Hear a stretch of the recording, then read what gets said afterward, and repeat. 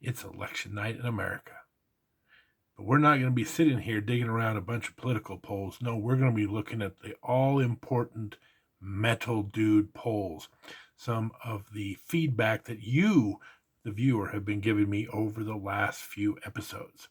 And hold on, don't touch that dial. Stick around past the music. I've got a very special ask for all of my listeners. Next.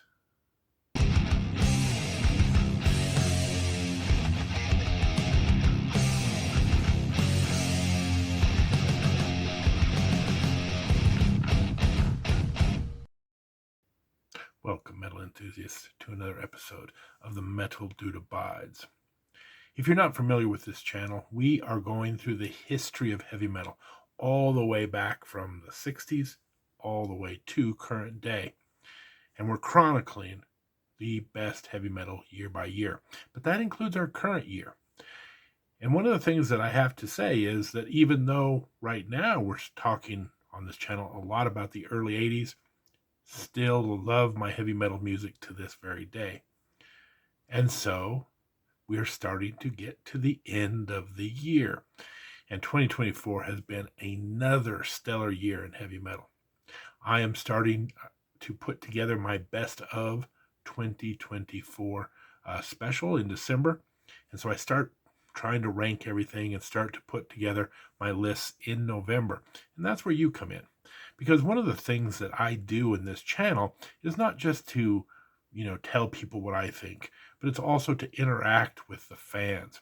The Metal Dude still has a job. I work at least 40 plus hours a week at that. I have a family, so I can't get out and listen to everything that's heavy metal. And then again, that's where you come in. So what I would like to do right now is to say you, the loyal Metal Dude listener, go down to the comments and put down your favorite albums, your favorite songs of the year. Maybe last year when I did my 2023 special, a lot of comments directed me to some music that I had not heard yet and really enjoyed. So this is not just about me putting together my best albums and songs, but to hear from you. And you teach me a few things so that as we get closer to that big special, I'm as informed as possible. So once again, go down to the comments, put down your favorite albums and your favorite heavy metal songs of the year. Help me do a little homework here so we can have the best special possible. Who knows, maybe your band will end up making the list. Anyway, thanks in advance for that. Now, over the last few weeks, we've been doing a series of polls.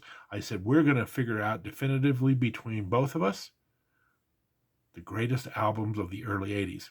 So let's get right to it. Let's review your feedback on a few of those polls.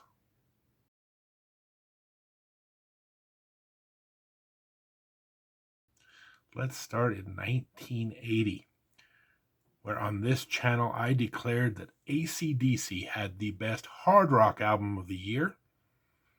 Let's see if the fans agreed. Sure enough, AC/DC Back in Black came in with 56%, a clear winner over some really great competition, beating out albums like Animal Magnetism, Scream Dream, and Women and Children First. The Metal Dude said Back in Black, and you agreed. Now, in the heavy metal side of the planet, I declared Black Sabbath Heaven and Hell to be the best album, heavy metal album of 1980. And once again, you agreed by an even bigger margin, giving Black Sabbath the win with 62% of the vote, beating out great albums such as Blizzard of Oz, such as British Steel. So the Metal Dude in 1980, best hard rock album and best heavy metal album, fans agreed. We're in sync. 2 for 2. Let's see what happens in 1981.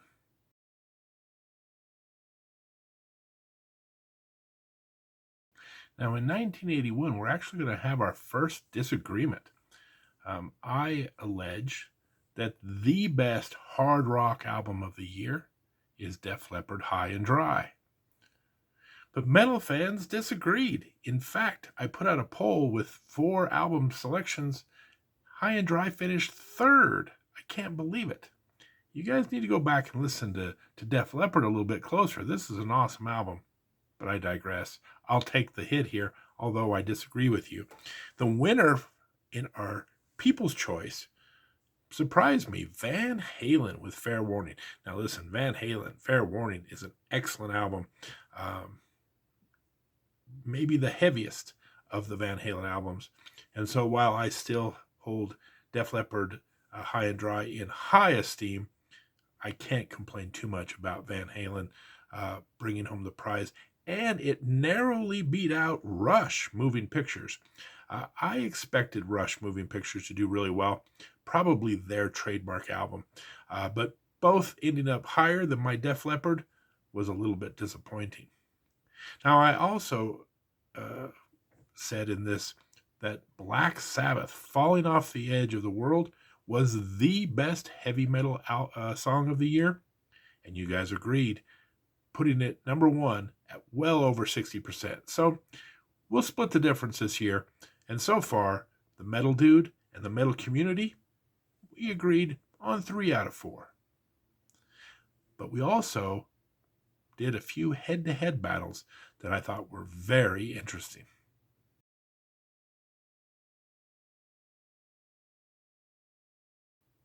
So if you've been watching the channel, in 1981 I made the observation that 1981 looked a lot like 1980, especially for several bands that put out kind of similar albums. The first of those that we compared head-to-head was to determine which was the best Iron Maiden album with Paul Di'Anno at the helm. On one hand, you have the original, the great Iron Maiden, what a groundbreaking album, versus the sophomore effort, Killers. 2 things. Number 1, the metal dude picked the original Iron Maiden. However, the second part of this is very interesting. As I was watching the video back, I realized that I had made a mathematical error, and none of you caught it.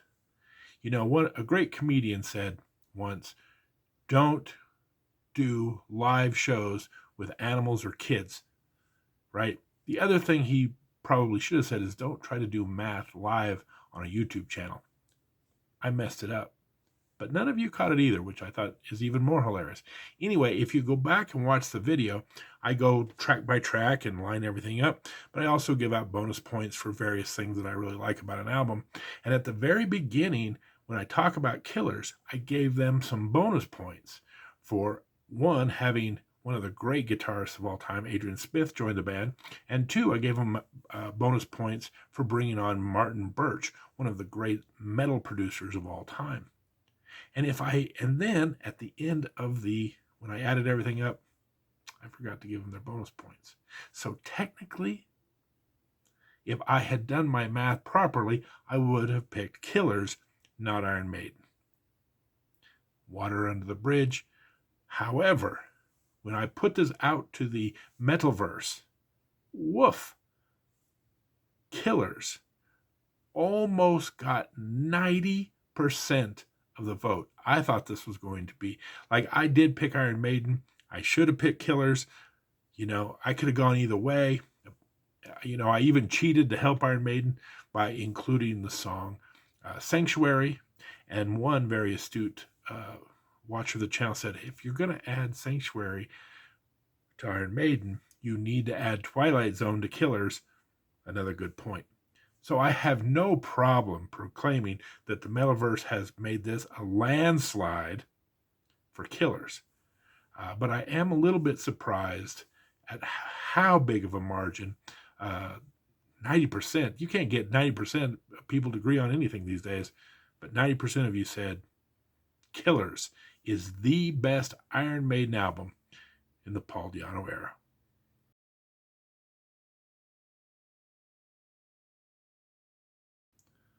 All right, let's see if I can get back in sync. in 1981. We also looked at the two original Black Sabbath albums with Ronnie James Dio at the helm.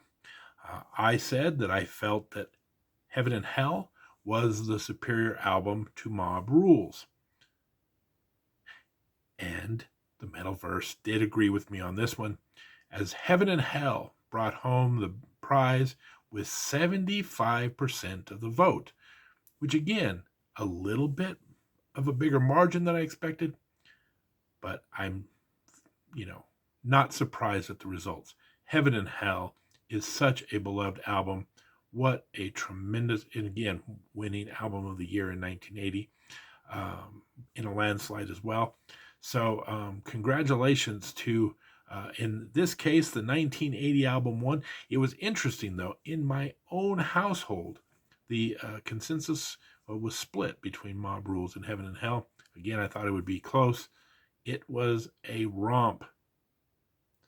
So we agree on Black Sabbath. We disagreed on Iron Maiden. We got one more. We'll see if we agree or disagree in the rubber match as we compare Ozzy albums next.